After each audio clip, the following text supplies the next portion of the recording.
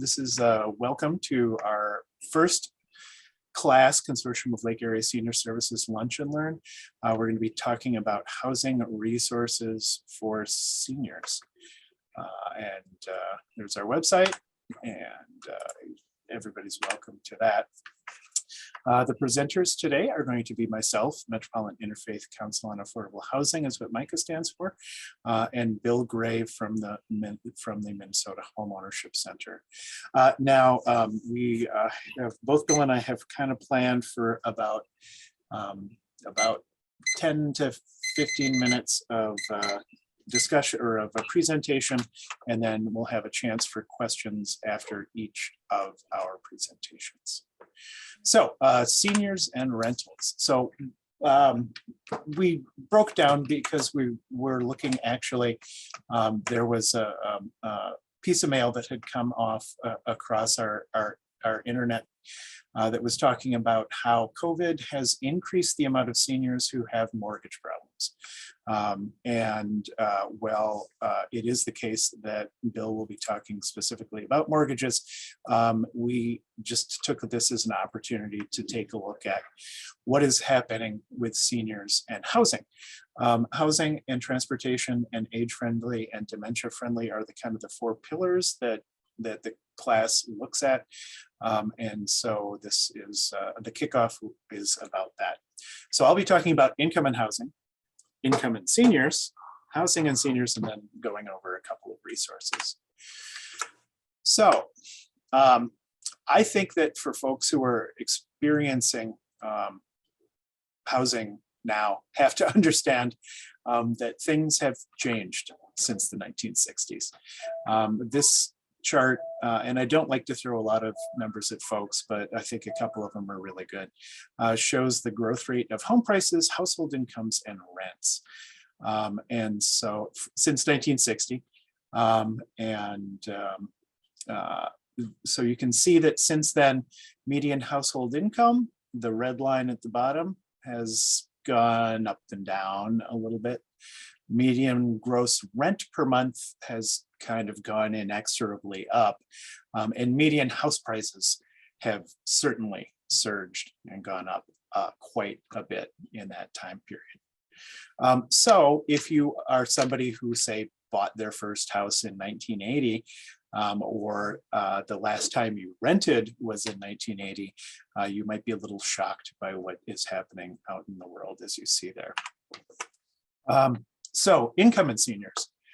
There are a lot of seniors who are lower income. 15 million, about 1 in 3, are what they call economically insecure.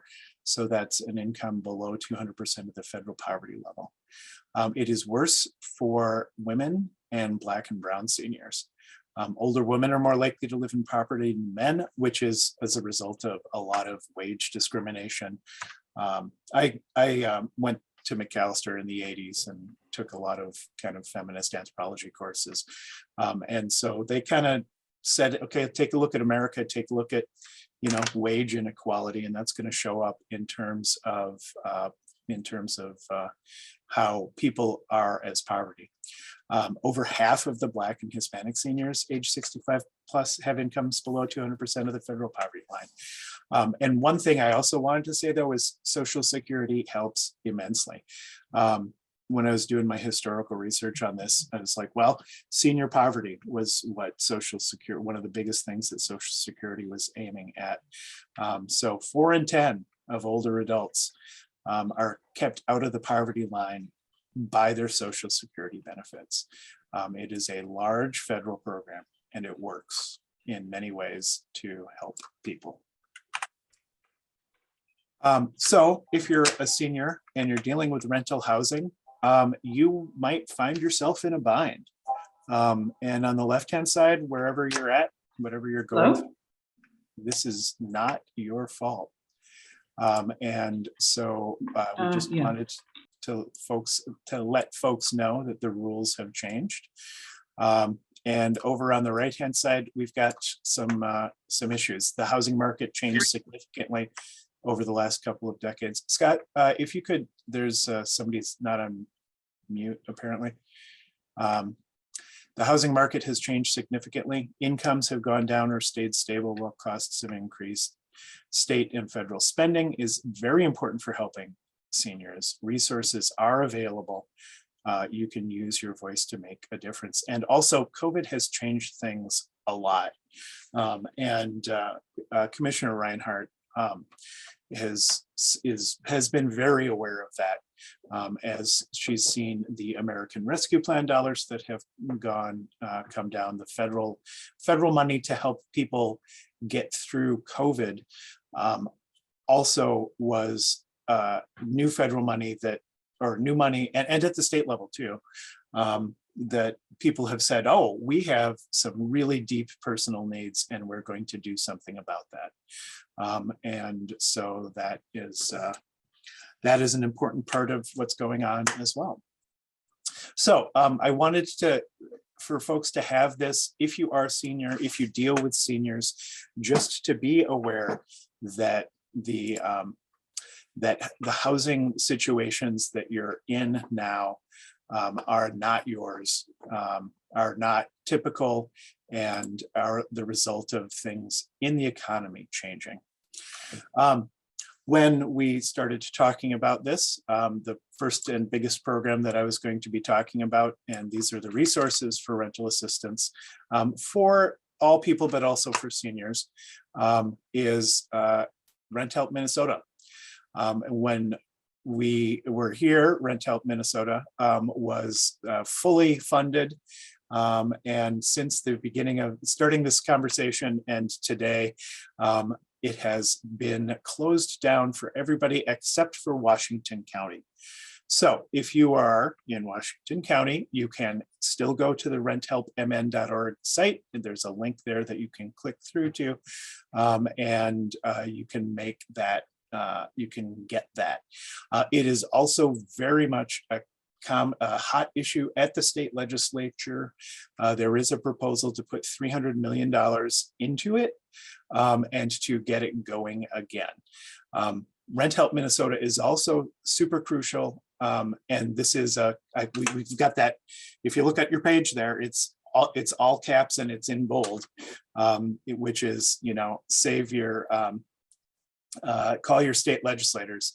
As Jean has pointed out, the House legislature is trying to fund it to June 2022. When we had the eviction moratorium for both renters and for more people in mortgages, eviction moratorium, and that went away, but they said we wanted to have an off-ramp for people so that they're protected. And one of the things that you need to do is to have a Rent Help Minnesota application in. Sadly, it has not been a quick program, but if Rent Help is not accepting new applications, then that could increase, that could greatly increase the amount of evictions that are going on. And so this is a really important one to reach out for.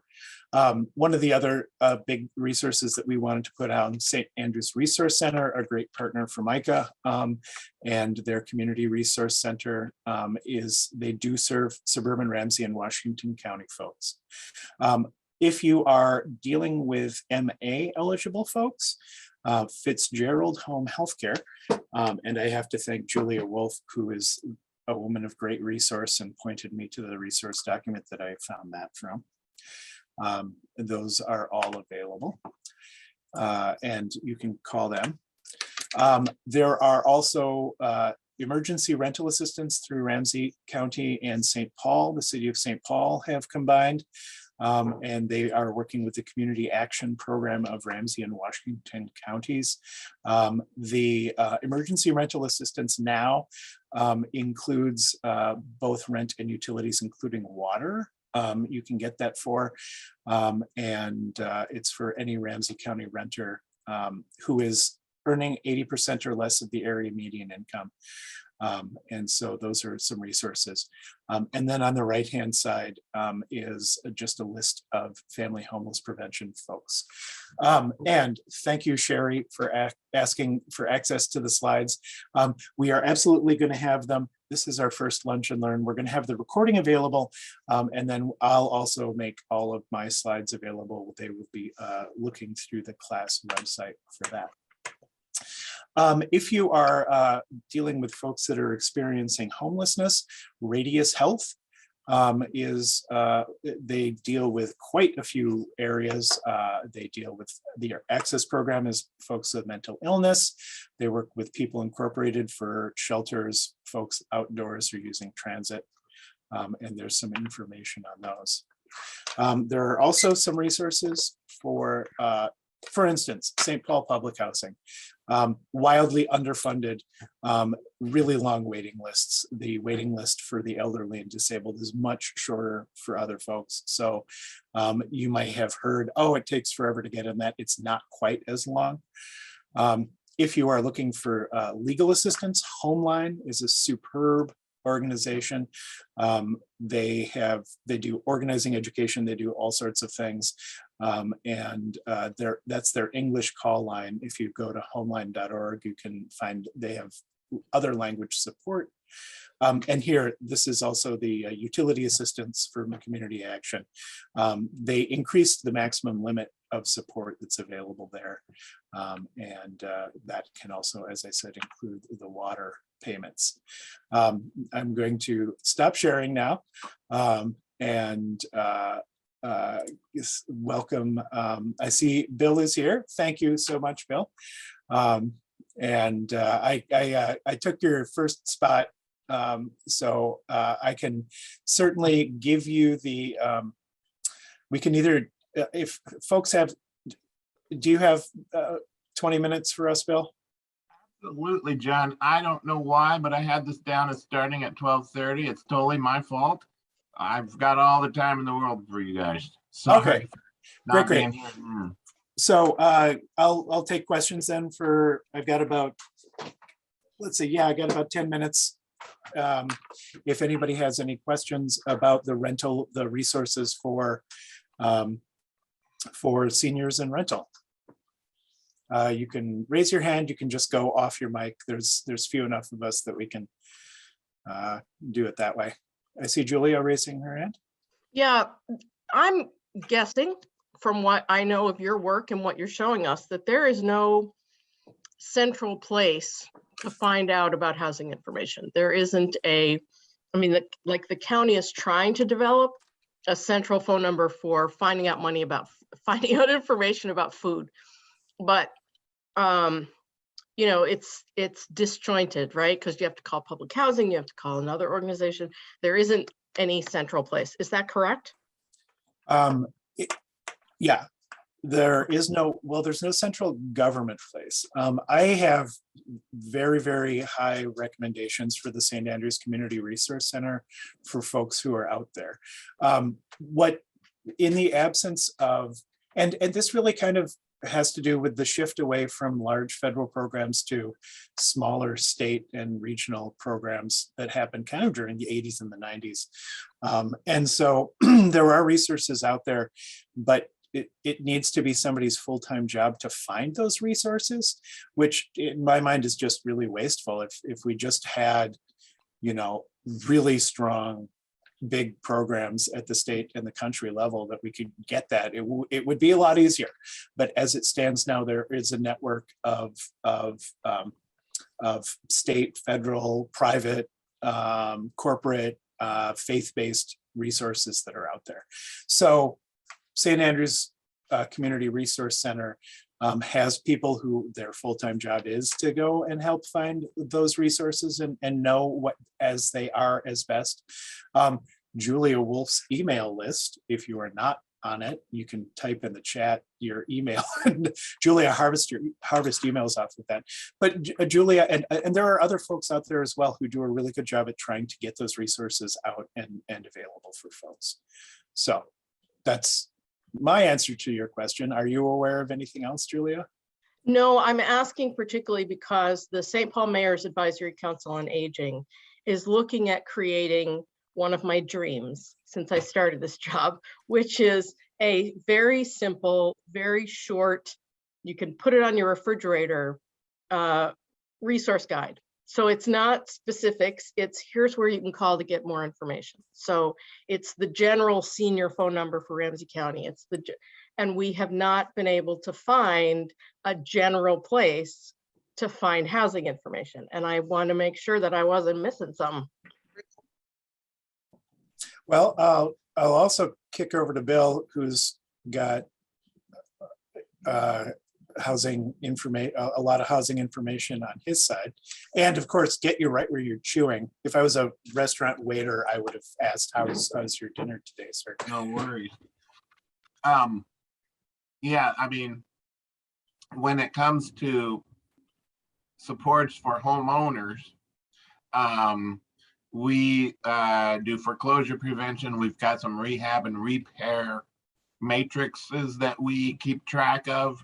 Some of those programs are by county and stuff like that. But yeah, always a good resource if you've got something that is threatening your ability to stay in your home. Not rental, but home, then we can help. Mm-hmm. So, any other questions specifically on the rental side, or the kind of the overall?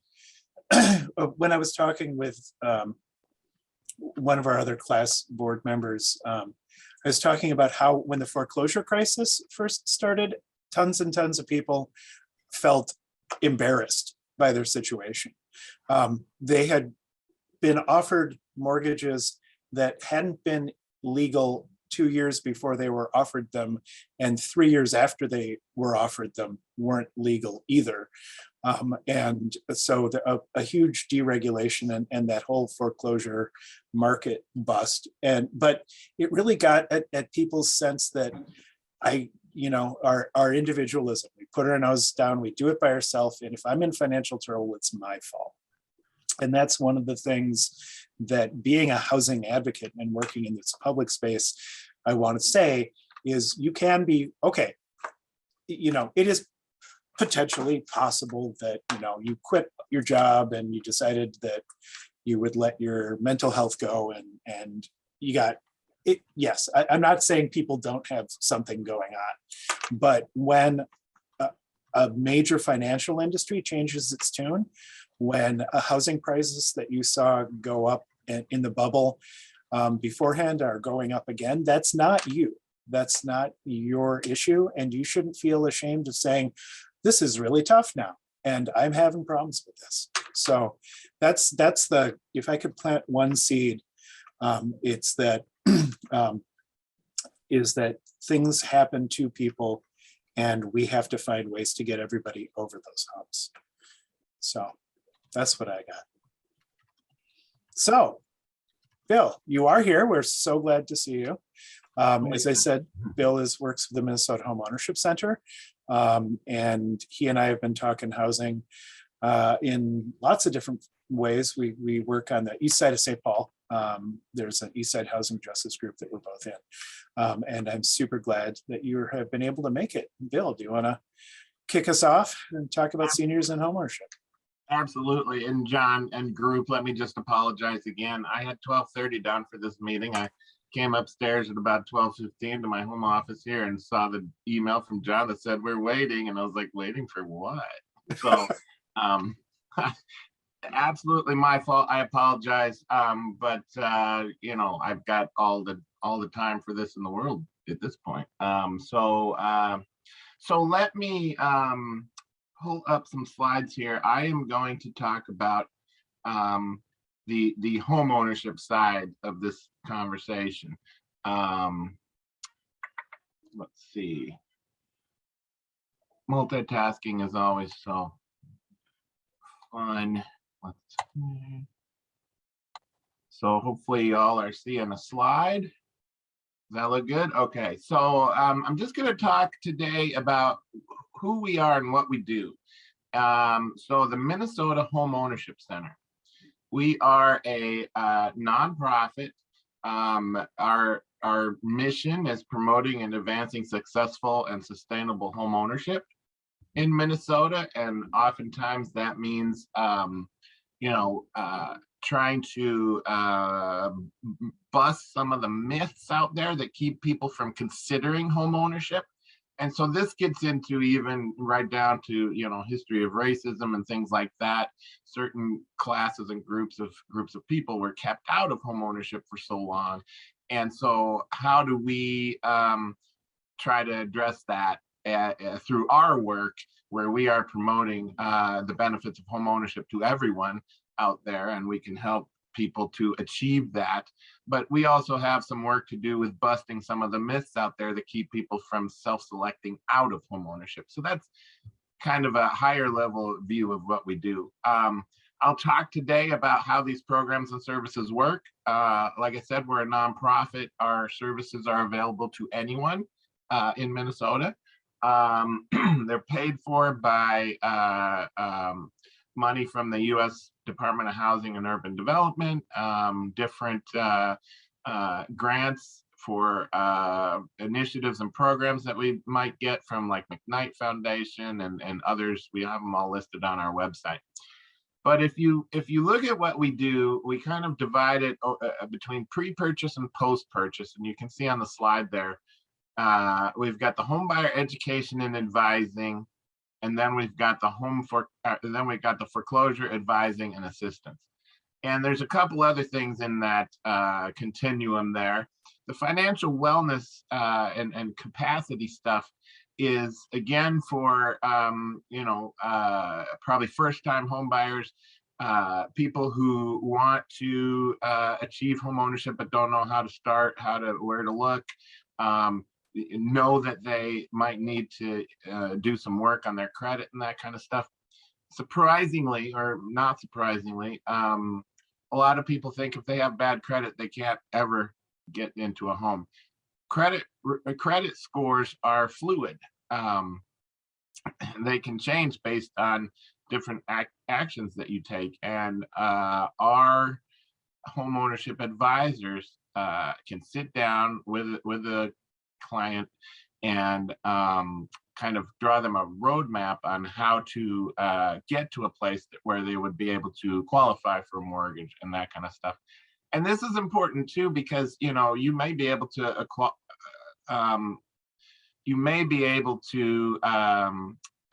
be eligible just fine, but if you were able to move your credit score up 20 or 30 points, you might get a much better interest rate. And so, this is kind of for everybody.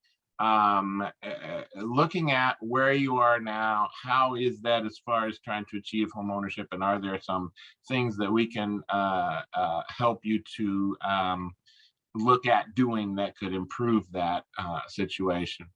Another one of the myths that people have is down payment down payment. They think that 20% down payment is what they need. And on today's median priced house, it's, I don't know, 380 at this point.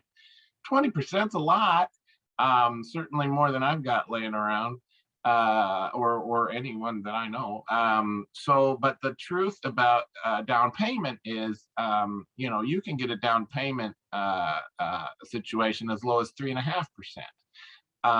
And there's also down payment assistance programs that are out there to help people to achieve home ownership. A lot of them are location based.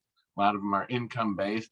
Down payment assistance isn't necessarily free money. It could be the form of a loan tacked on to the end of your mortgage. It could be something that's forgivable after living in the house for 20 years. And if you leave before that, you pay that proportion back from the proceeds when you sell the house.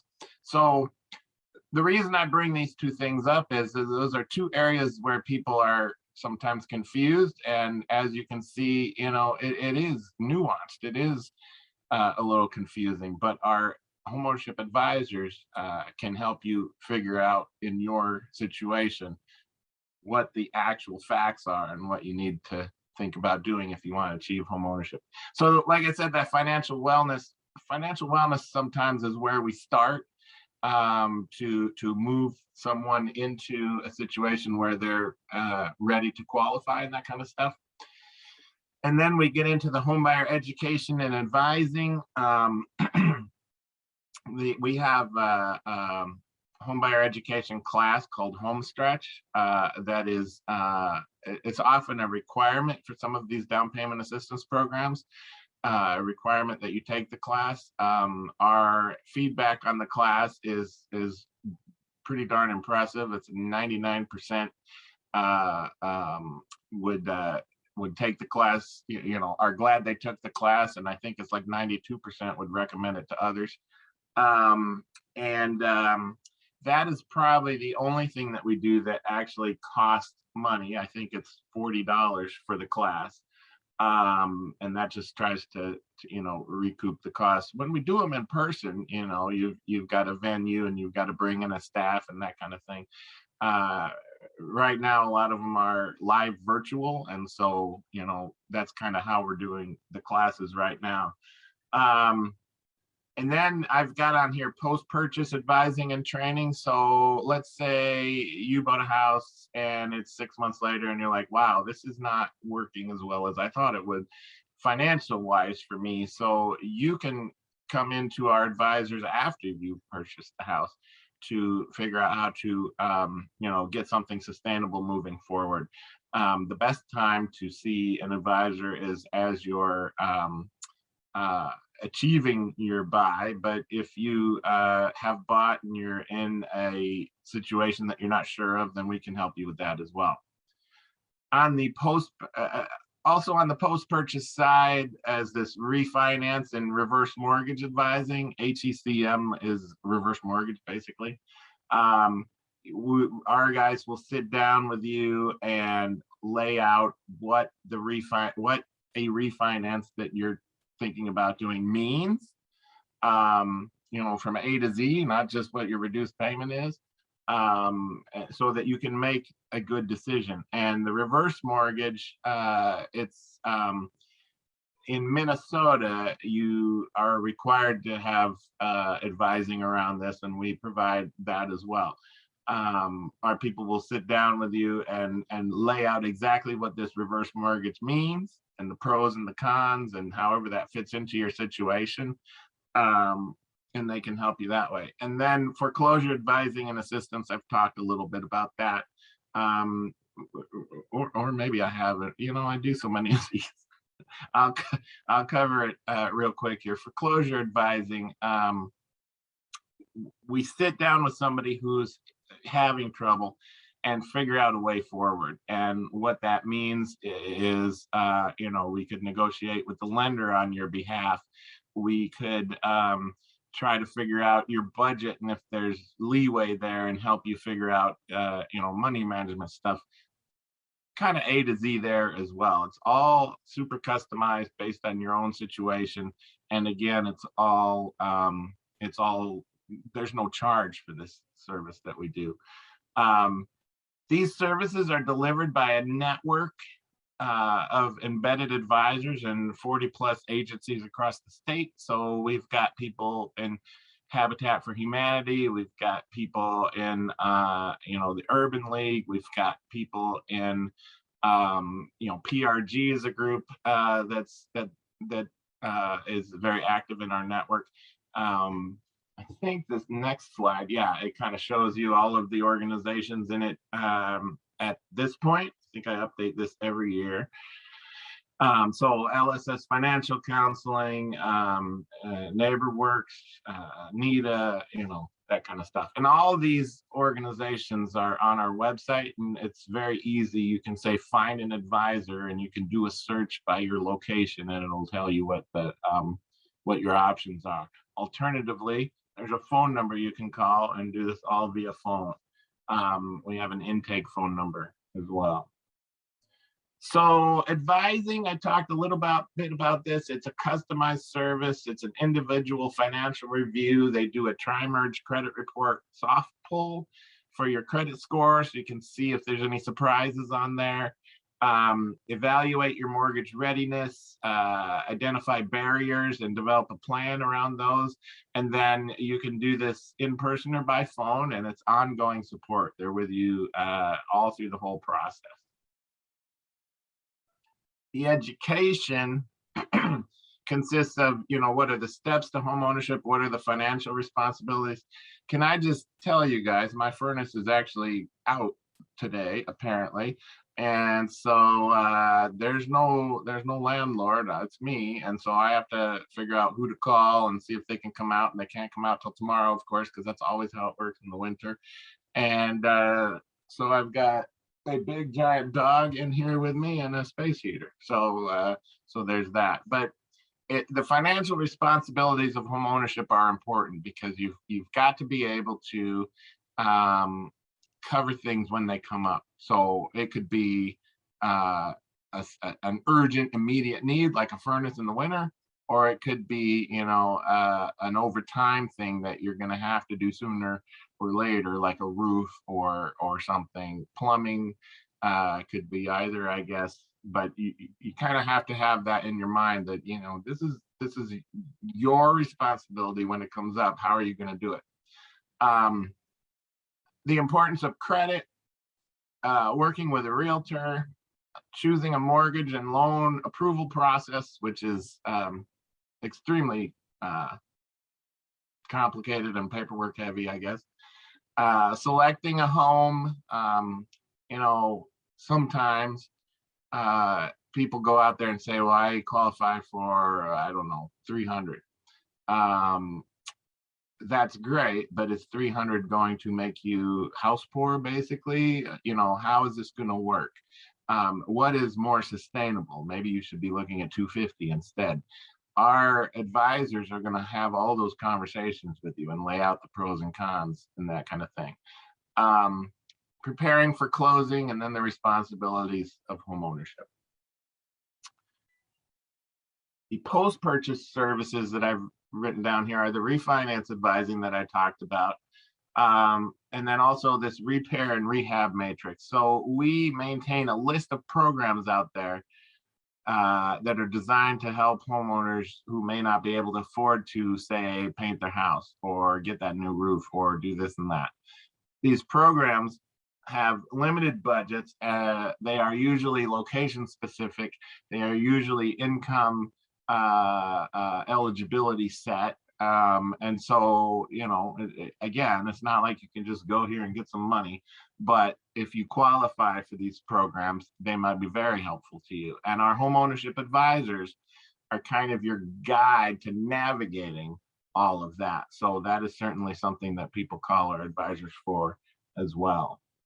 And then foreclosure prevention advising, I think I said this, the objective of this is to work with you to reach long-term solution that's stable and affordable. So it has to be stable, right? You need to be able to not be having a problem moving forward, or else it's just going to continue to be a problem, right? So if we look at foreclosure and the housing crash, the problem there was that demand collapsed and prices collapsed, and so people were underwater financially. So that was much more complicated than, say, the situation that you have today, because today, if you're in the situation where you can't make this work anymore, and we get to a point where we see that it's not going to be stable moving forward, another option for foreclosure prevention is selling the house, and that is something that's much more possible today because people aren't generally underwater and stuff. It's not necessarily the option that we want, and I will say 89% of the people that come to us for foreclosure prevention help actually succeed in preventing foreclosure and staying in the house.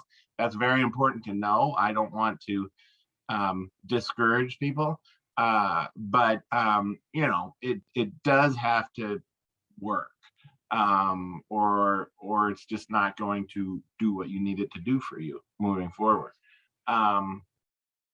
So we explained the process, we identified the options, and boy, if there was ever anything that's complicated, it's the foreclosure process.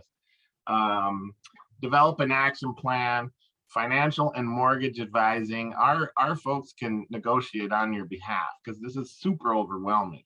You know, I would never try to do this on my own if I knew that there were these advisors out there from nonprofits that are free to me to use. And so, like I said, they negotiate with your lender. They can deal with loss mitigation and special programs, which I'll talk about in a minute, special programs, and then smooth transition advising as needed. Sometimes for some people in some situations, you know, get out of this situation, sell the house, and then start building your foundation for getting back into ownership in a few years at a more realistic scenario. So that's what I'll say about that. Right now, this is kind of a snapshot of this landing page that we have for COVID homeownership. Does that say homeownership prevention initiative? I need to fix that word. Preservation is what I was going for. And so, you know, COVID-19 hit people's financial situations like crazy and all over the board and very unevenly. And it is not your fault if you have fallen upon COVID hard times and are trying to figure out, you know, how do I keep things together moving forward? It's like John said, it's nothing to feel like you've caused this for yourself. So we have this landing page. We can help you figure out your options. And the thing about right now is there are a ton of programs out there that are providing potential financial assistance to help you through this period. So let's see. Right now, there and a lot of these counties and cities and municipalities are working with us to administer these programs because we have the advisors and it's kind of just another piece of that puzzle. And so we started with Hennepin County and Minneapolis in a combined program, and we launched that on their behalf in August. They're using federal funds for this. And so, you know, that program, if you lived in the city limits of Minneapolis or, you know, Hennepin County and not in these municipalities, blah, blah, blah, there's a ton of red tape. But if you met the residency requirements, and if you met the requirement of having a COVID hardship, and that was self-certify, you just say what it is that's happened. You've lost income or you have more health costs or something. And if your household income is at whatever level that qualifies you to be eligible for this, and maybe that's 80% of area median income, maybe it's 100%, it depends on each program, then you may be eligible for help with past due mortgage, past due homeowner association fees, past due lot fees or utilities. Maybe every program's different. But the point is there's funding out there right now. The Hennepin County program is pretty much out of money at this point, at least for now. But I have more to say about that in a minute. We have just launched last week a program for Dakota County and a program for the city of St. Paul. There is a small program right now for Ramsey County, and by small, I mean the funding is not very much. So, you know, we'll see how long that lasts. We're talking to the city of Bloomington about maybe doing a program on their behalf. But here's the thing. All of these programs right now are kind of stopgaps to help people you know, bridge this gap between now and whenever Min Home Help launches. So Min Home Help is a program that is going to launch from the Minnesota Housing Finance Agency that will provide help for people who are having trouble paying their costs for home ownership. It's a federal program. Well, it's a program that's using federal dollars, and it has to be approved by the feds. And so it's a very long process of approvals and red tape and whatever. They started, I think they submitted it to the feds in September or October. I believe at this point it has been approved, but only very recently. And if you look on Minnesota Housing's website, their latest expectation for this launching is second quarter of 2022.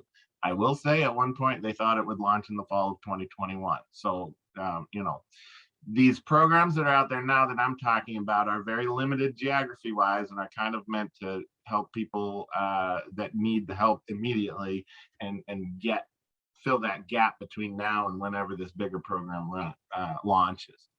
So, so stay tuned if you stay tuned if you don't live in any of the places that I mentioned, and you're needing help perhaps with your home ownership costs. Stay tuned for Min Home Help to launch. And that will be a big deal when it does launch. It'll be in the newspapers, it'll be everywhere. I'm sure they'll do a giant outreach campaign around it. You won't miss it. So, but like I say, it might be April, May, June, July, August, who knows? So that's kind of the extent of my slides here. I'll stop sharing and I will be happy to answer any questions anybody may have. I hope that was helpful, John. Absolutely. Thanks, Scott. And so Rent Help MN goes on, disappears. Minnesota Home Help is supposed to come on, hasn't shown up. And it's sad to have the situation where, you know, it's kind of like the right hand knows that we need the help and we need it now, and the left hand is involved in something that's not productive. And I know that that for a number of the things that you talked about were like new, but as Jean has been talking about, and this is something for a lot of folks, is the house you raised your family in is not the house that you want to be, you know, a single or a adult or a couple in. And so it is the case that folks might want to, you know, sell something that's big, particularly if you refinanced, you know, perhaps during the everybody is refinancing day, and you don't have the home owned. But also I know that for folks, you know, my mom in Winona, she's been in the house since '76. She's owned it for a while. She's 82, and she's faced with the cost of senior housing nowadays. But yes, and enough of me talking. Anybody else have questions on this, on the home ownership points, or anything else that that Bill was touching on? John, I will say too, if there was ever a time where selling a house might be a proposition that would fare well, now is one of those times. I'm certainly not advocating for that at all, but it's not a bad time to be in the selling your house business. All right. Well, I know that we have a little bit of, I think Scott is probably going to be able to bring us home here at the end with a little discussion about class. And I want to thank everybody. We've had a pretty stable group of folk who've hung with us. Once again, any other questions, or anybody? Jean has been great about adding stuff in the class, so into the chat. Senior housing means also thinking of moving into a nursing home or assisted living. Plan for that by a certain age. She hasn't just gone. Scott, your live mic. There you go.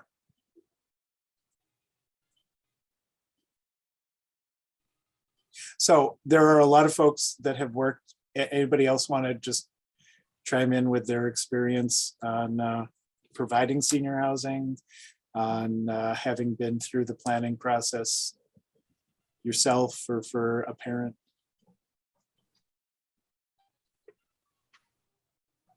Because otherwise we'll just hand it to Scott. He'll wrap us up and give us a cheery pitch and have us out the door by 1 o'clock.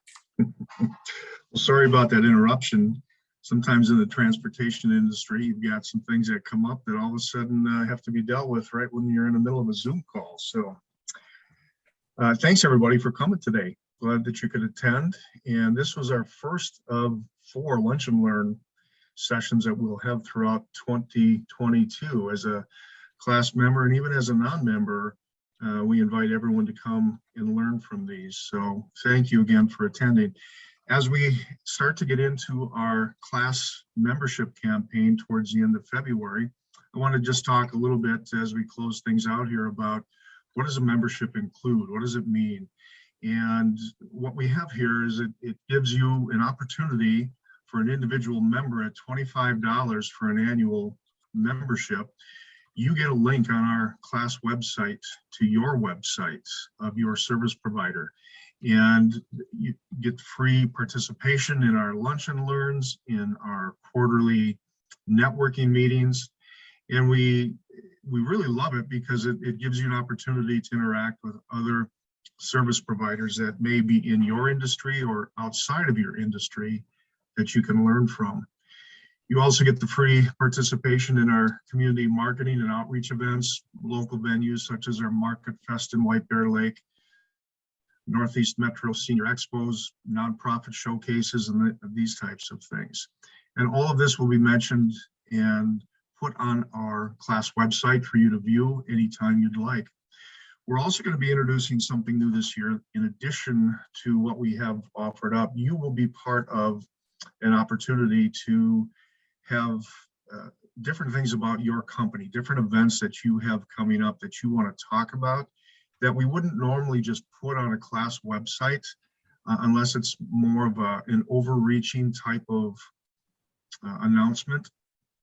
But something that's smaller, specific to your company, we will have a newsletter with a link that could take somebody to your social media page that could talk about what you've got going on at your company.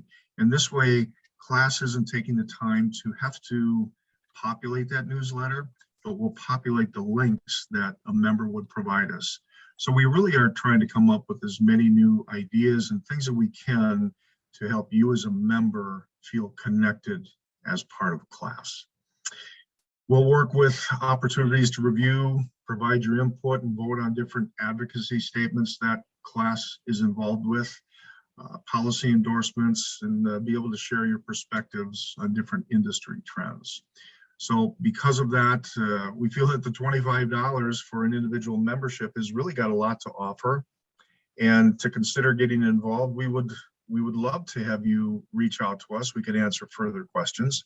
And by getting that membership, we think that that's going to further the class cause of getting deeper and deeper with involved service providers in and around our area, including Ramsey County, Washington County, and parts of Anoka and even Dakota.